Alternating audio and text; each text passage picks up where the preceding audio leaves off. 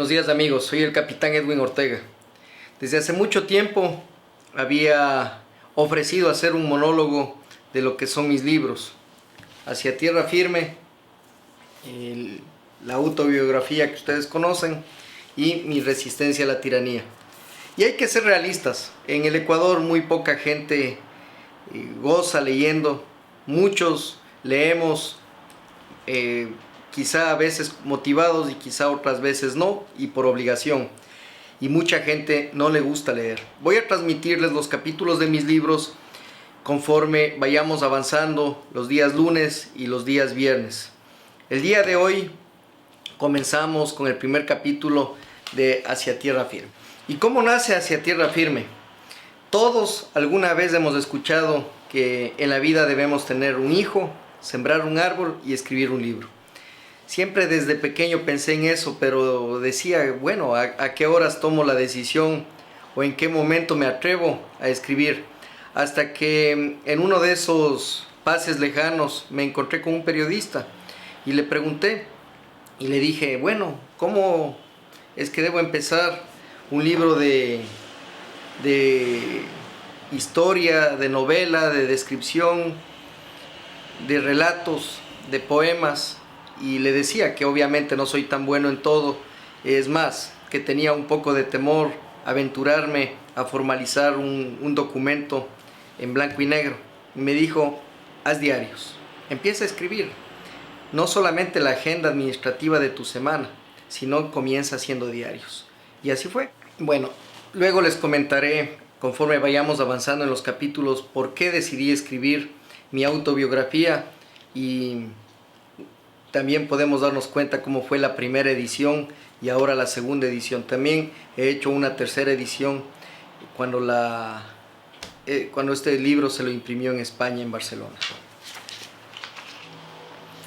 El buque de guerra es un claustro heroico.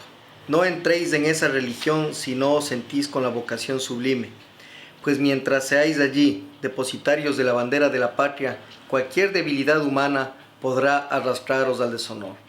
Esta frase la aprendí en la Escuela Superior Naval y quedó calado en mí desde siempre, desde siempre. Esta frase está en el mural de la Academia de Guerra aquí en la Base Naval Norte en Guayaquil, y está en el mural de la planchada en la Escuela Superior Naval en Salinas.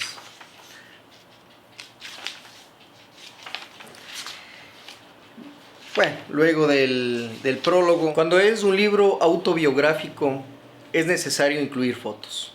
Por ello, uno de los mayores requerimientos fue encontrar las fotos precisas para incluirlas en la autobiografía. De hecho, encontré una foto que me pareció la más interesante para reeditar la vida que viví, así haya sido corta, en esos 5 años con mi padre. Mi padre fue oficial del ejército, fue un oficial destacado, fue de las fuerzas blindadas y de las fuerzas especiales, y eso desde muy niño me motivó a seguir la carrera de las armas. Por ello es que cuando estuve de capitán de puerto, hice una foto con mi hijo cuando era pequeñito. Bueno, en los brazos de mi padre estoy a los 5 años de edad. Mi hijo estaba apenas con 1 añito cuando yo estuve en San Lorenzo con el pase.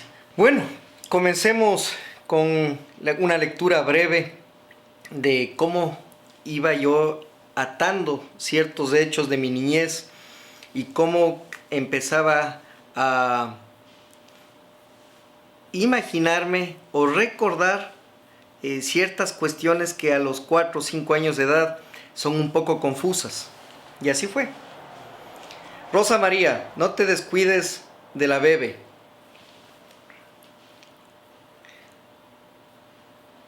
Fíjate que ya llevamos horas de viaje y aún sigue dormida. ¿Cómo se encuentra?, decía el mayor mientras conducía extenuado su camioneta. Mucho mejor, respondía la hermosa joven ambateña, y podremos entonces disfrutar de las largas autopistas y verdes paisajes del estado de Carolina del Norte. Trata de ponerle el biberón de agua, con este sol necesitará hidratarse, agregaba nuestro padre. A veces esas primeras personas las hago en plural porque estoy con mis dos hermanos. Estábamos en ese momento, mi padre como agregado militar adjunto, cumplía una misión en los Estados Unidos y de paso buscaban la forma de curarle del cáncer. De todas formas, todo lo que yo relato aquí me acordaba, pero no sabía cómo anotar los diálogos, los acápites, cómo enmarcar los diferentes diálogos. Eso para mí fue bastante complejo al inicio, y de todas formas los personajes ya estábamos en la historia. Así que me dediqué a recordar y luego a plasmar en esta historia. Entre tanto, mi hermano Carlos y yo disfrutábamos del paseo. Éramos los niños más felices del mundo. Teníamos 5 y 4 años respectivamente. Jugueteábamos en la Forestation año 80 color celeste. Por más largo que pareciese un viaje, siempre sonreíamos y molestábamos con la sana inquietud propia en los niños de esa edad. De hecho, el enlazar las ideas no es lo complejo. Lo un tanto difícil es que esas ideas tengan sentido. Yo puedo contar lo que me acuerdo, pero al final no sabré si es que ese mensaje va a llegar a quien lea esta historia. Por eso es bueno que haya una persona leyendo lo que uno escribe de vez en cuando. Entonces esos diarios ya no se vuelven tan íntimos, o si es que esos diarios fueron escritos, como en este caso, con historias que yo iba recordando. De hecho, esto lo escribí en el año 2007. Han pasado tantos años y todavía recordaba lo que pasaba en mi niñez. Mi padre aparcó a un lado de la carretera, regresó su mirada por el retrovisor y sonriendo dijo: un premio a quien me diga qué ruta tomar. Mientras su mirada cautiva y profunda volteaba por sobre mi madre, la bebé y nosotros, nos embargó un silencio sepulcral. A más de la falta de una respuesta, la nostalgia, aquella que auguraba la impotencia de no poder hacer nada, de someternos al misterioso dolor del destino, aquel que imprimía la ausencia anticipada de su presencia, la de vivir una de las últimas ocasiones juntos. No quedaba otra opción que reírse de la vida, disfrutarla, añorarla, amarla. Papi, el mapa está en la guantera, dije, tratando de atinar el real rumbo que tomarían nuestras vidas, como queriendo perennizar esos instantes para toda la eternidad y orientándonos hacia el sendero de la resignación. Bueno, nos enfrentábamos al cáncer de mi papá y creo que él, mi madre y nosotros tres tratábamos de vivir una vida surrealista. Sabíamos que mi padre enfrentaba la muerte, pero nosotros estábamos al pie del cañón. Mi madre, muy valiente, muy decidida, fue quien nos cuidó hasta el último. De hecho, hubieron familiares que visitaron a mi padre en el año 80 en su agregaduría adjunta y en algo pudo sostener el dolor que sentíamos como familia, pero esto nos fortaleció. El ejemplo que nos dio él en sus últimos meses de valentía, de esfuerzo, de saber sobrellevar y de tratar hasta el último de darnos una vida de papá y una imagen paterna que creo que en este mundo no todos la tienen. Mi padre sirvió en el ejército por más de 20 años, alcanzó el grado de mayor, estuvo en la Brigada Galápagos de Riobamba, en la Escuela Militar Eloy Alfaro, Escuela Superior Naval Comandante Rafael Morán Valverde y Escuela de Perfeccionamiento como instructor y profesor. Fue experto en selva con el curso de Tigres, contrainsurgencia, comandos, complementándose con los cursos de paracaidismo militar y de jefes de salto. En su arma, Fuerzas Blindadas, alcanzó la preparación completa en los tanques de guerra de la época. Sirvió en el oriente ecuatoriano, lugares tan lejanos como Lagartococha, Tiputini y Montalvo. Estuvo también en playas del Guabo y Saraguro, comandando los distintos grupos mecanizados existentes en el sector. Como se habrán dado cuenta, tenía información, y es porque averiguaba a mis tías, revisaba los diarios, mi papá llevaba diarios y también las fotos de los álbumes de fotos, él los escribía en la parte de atrás de las fotos, escribía lo que correspondía a la foto. Una letra patuleca como la mía, pero logré entender y logré colocar esas piezas en el contexto histórico de aquella época. Y así pues empezó a tomar forma esta historia. Éramos muy pequeños para comprender lo que sucedía, pero sabíamos que nuestras vidas en aquel 1980 no eran normales. Las otras familias sonreían, nosotros difícilmente lo hacíamos. Quisimos ser niños felices, pero no fue fácil. Queríamos jugar, disfrutar con nuestros vecinos, pero nuestro sufrimiento hacía que todo lo que era luz y alegría nos sea vedado. Sabíamos que la vida de nuestro padre estaba en la lucha con su propio destino. No podíamos entender que el destino implacable sentenciaba a una muerte que se venía y a una vida que se iba. Sencillamente mi padre comenzaba su dolorosa partida. Decidió no aferrarse más a la vida y más bien anhelaba que nosotros, mi madre, mis hermanos y yo, la recibamos preparados. Con cierta dosis de inocencia, incluso de insolencia, pues él se encargó de que ese año, el último de su vida, represente lo que para mí ha sido, es y será su perenne presencia a través de no solo sus genes, sino de su vivo ejemplo, de su humano amor y sobre todo de su estela de servicio, humildad, valentía y sacrificio. Así se cierra la parte de un mismo capítulo en donde inicia mi niñez. Ella, una joven y guapa ambateña, hija de doña Fanny Abad y del doctor Carlos Sevilla. Sus hermanos Carlos, Santiago y Carmen Fernanda también crecieron en la sociedad cosmopolita ambateña. Un trágico accidente de agosto de 1969 los dejó huérfanos de padre a temprana edad. Mi abuelo Carlos fue reconocido escritor ambateño. Lideró varios centros para hombres de letras, filósofos y emprendedores de la ciudad culta. Fue rector del tradicional Colegio Nacional Bolívar y miembro de honor de la Casa de la Cultura del Tungurahua. Su memoria fue perennizada con su relato Llanto Seco y el hecho de permitir que sus restos mortales descansaran bajo el árbol de moros, junto a ilustres escritores como Luisa Martínez, Juan Benignovela, significó el justo reconocimiento que Ambato profesaría por él. Cuando hablas de tu padre, tienes que hablar también de tu madre, y eso es lo que quise eslabonar conforme avanzaba en el primer capítulo. Definir el significado de una figura paterna y definir el significado de una madre que pasó a ser padre y madre, luego de la partida de mi papá. Entonces debía yo eslabonar la historia, la breve historia de mi madre, con todo lo que significa para ella el pertenecer a la sociedad ambateña a través de gente que le ha hecho bien a Ambato. Y ella también ahora hace lo suyo en el periodismo, en los medios de comunicación y sobre todo como una persona que es sensible a lo que pasa en nuestro país. Escuchemos esto. El olor de las tostadas de queso y jamón era la señal de que el recreo se aproximaba. Salíamos embebidos de alegría, eran nuestros primeros pasos en la vida estudiantil. La señora Blanquita, relativamente joven para ser maestra, no pasaba de los 30 años. Conducía con cariño a sus pupilos. Nos hacía sentir niños muy felices, queridos y pacientemente guiados.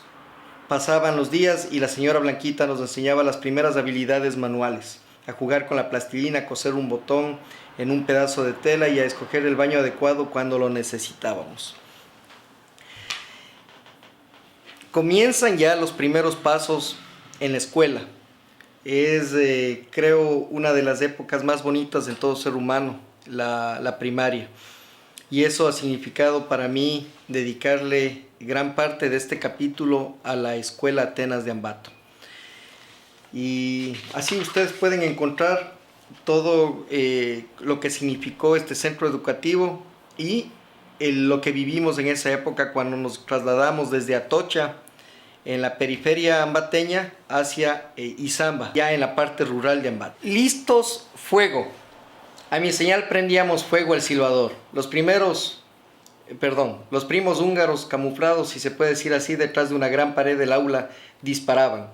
Además, cumplían la misión de observar sin ser vistos, propio de los francotiradores profesionales.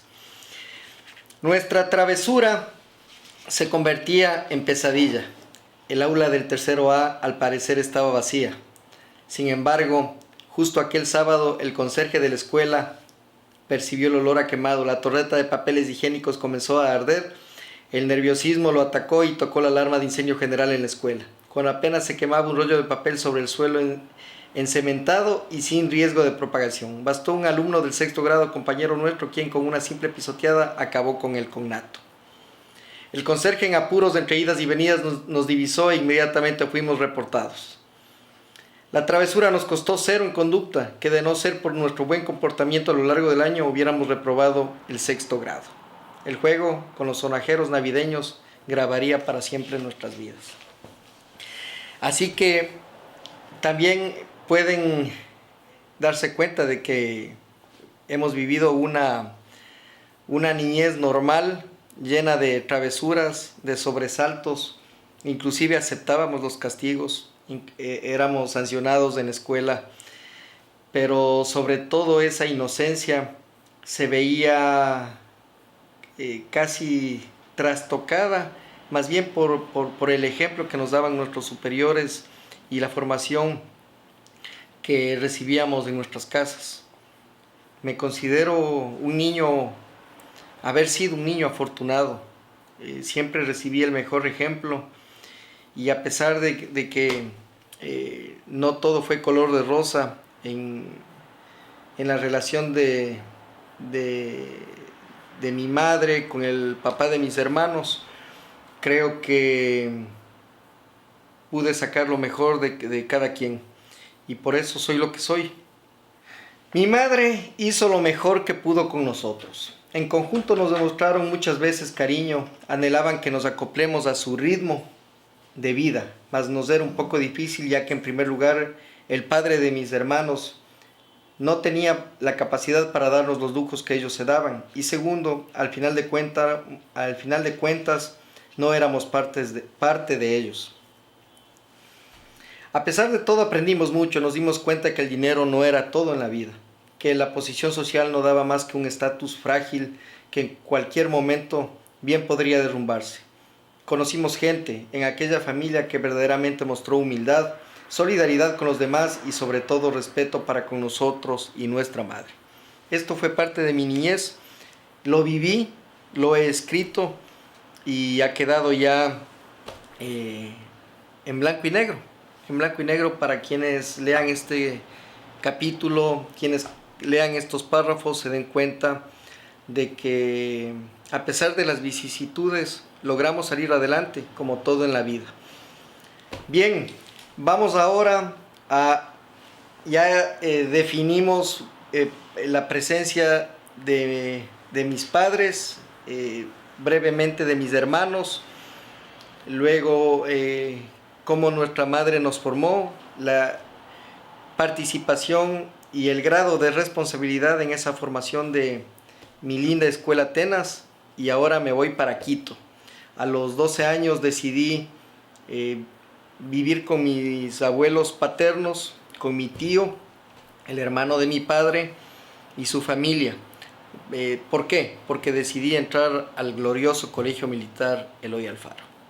Mi maminita, abuela paterna, recordaba con profundo amor y emoción a su hijo militar, mi padre.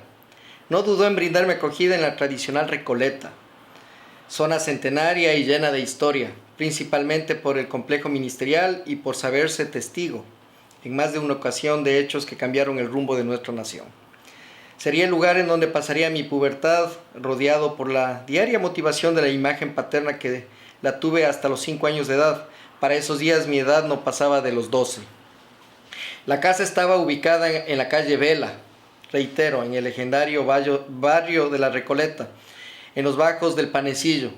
Los paisajes aledaños aún conservaban el labrado y empedrado, propios de las construcciones de inicios del siglo XX y anteriores. La infraestructura de las casas iba cambiando poco a poco. Sin embargo, quedaban algunas que, a cambio del concreto, bloque o ladrillo modernos, persistían en la mezcla de piedra y adobe. Era impensable saber constatar cómo este tipo de viviendas sobrevivían a los feroces inviernos capitalinos. Bien, no podía dejar de lado el barrio que marcó un antes y después en mi carácter. Recuerdo que cuando nos dejaba el recorrido, el sur 3, el recorrido que nos dejaba los cadetes que vivíamos ahí, había veces que el brigadier mayor en esa época estaba Mauricio González, como brigadier mayor del colegio militar, ahora debe ser ya coronel, 3 estrellas. Me mandaba la maleta que le lleve a la casa de él. La mamá no recuerdo el nombre, pero la abuelita era doña Laurita. Y subir, imagínense, subir 2 maletas en donde cargábamos desde el álgebra de Baldor. Si me mandaba los martes estaba jodido porque me tocaba cargar la máquina de escribir. Una cuestión que marcó, y no había cómo pegar la maleta a la pierna, era prohibido y había que siempre sacar pecho, andar esbelto. Y un día mi tía Catalina me ve cargando las 2 maletas. Ya imagínense el grito que pegó al cielo, un mocoso flaco, enano, no podía cargar ni la propia maleta, y se armó un espanto. Y ahí le conocí realmente al brigadier mayor del colegio militar. Bueno, no les puedo contar lo que me hizo, pero fueron cuestiones durísimas que formaron mi carácter, y no siempre de una manera convencional. Para llegar a la casa de los abuelos había que alcanzar el final de la calle, subir casi en empinadas hasta toparse frente a frente con los graderíos, 250 en total, imagínense, ya les tenía contados, que conducían al panecillo. El número 328 empotrado en una vieja placa que alguna vez fue púrpura indicaba que esa era la casa, una casa un tanto desordenada en su diseño. Aparentemente a lo lejos se apreciaba una edificación de 3 pisos. Sin embargo, el abuelo Carlos, mi tati, le decía Tati con cariño, se esmeró porque sean hasta 5 los pisos que formarían todo el conjunto. Su tono era blanco para ciertas temporadas, crema para otras. Apenas se apreciaba una ventana grande que daba a la calle Vela. El resto de dormitorios y departamentos daban a su interior. Así me permito redactar, y hablé de mi abuelita. Son páginas enteras que ustedes pueden sacar sus conclusiones. Y hablo de mi tati. Acá creo un diálogo con mis primos. Mientras tanto, para sus otros 2 hermanos, Diego y Santiago, la idea no era tan descabellada. Más aún si ellos sabían el paradero de las llaves de aquel famoso baúl. Bueno, primo, ¿vienes o no con nosotros?, señalaban mis primos con aires de desafío y sin lograr intuir lo que significaría para mí reencontrarme con las pertenencias de mi fallecido padre militar. Teníamos apenas 9 años de edad. Mi madre nos mandaba de vacaciones a Quito cada vez que la escuela permitía. Eso fue antes del colegio, antes de irme a vivir en Quito. Jugaba con mis primos vivían en la Villa Flora, luego ya se pasaron ya todos, a partir de los 15 años nos fuimos al Valle de los Chillos, y la casa de la Recoleta quedó para mi abuela, que mi abuelita logró vivir ahí hasta casi sus últimos años de vida. Y así pasábamos jugando, y termino este hermoso capítulo de la siguiente manera. Apuntábamos con los palitroques, cual fusiles de combate.